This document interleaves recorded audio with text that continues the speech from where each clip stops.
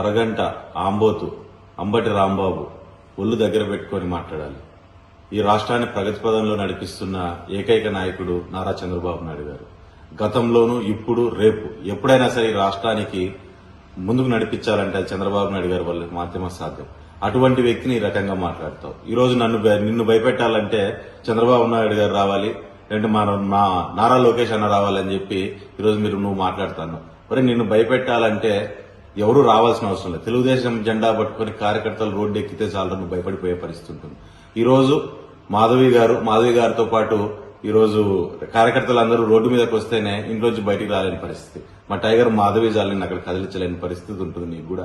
ఈ రోజు ఒకటే విషయాన్ని గుర్తుపెట్టుకో, నువ్వు అక్కడ లోకల్ రాజకీయాలు ఏదో ఇన్ఛార్జీలు ఇస్తారని, మీ నాయకుడు ఏదో నీకు చేసి పెడతాడని, కొత్త పదవులు కడతారనే ఒక ఆలోచనతో ఈ రోజు అక్కడికి వెళ్లి ప్రజల్ని రెచ్చగొట్టి ఇటువంటి వ్యాఖ్యలు చేస్తే ఇటువంటి వ్యాఖ్యలు చేసేది జనాల్లోకి వెళ్లాలనే పద్ధతి కూడా ఈ వైఎస్ఆర్ పార్టీ వాళ్ళు మానుకోవాలి.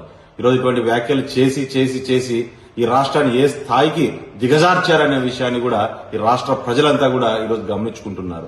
ఇదే పద్ధతిలో నువ్వు ముందుకు పోతే ప్రజలే తిరుగుబడతారు. ముందు తెలుగుదేశం కార్యకర్తలు తిరగబడే స్థాయికి తెచ్చుకున్నావు, నెక్స్ట్ ప్రజలు తిరగబడతారు. రోడ్డు మీద కుక్కను కొట్టినట్టు కొట్టే రోజు ఖచ్చితంగా దగ్గరలోనే ఉంది అంబటిరావు బాబు. గుర్తుపెట్టుకో, ఇటువంటి వ్యాఖ్యలు చేసుకుంటూ ఇటువంటి పనికిమాలిన రాజకీయాలు చేసుకుంటూ ముందుకు వస్తే నీకు ఖచ్చితంగా తగిన శాస్తి జరుగుతుంది.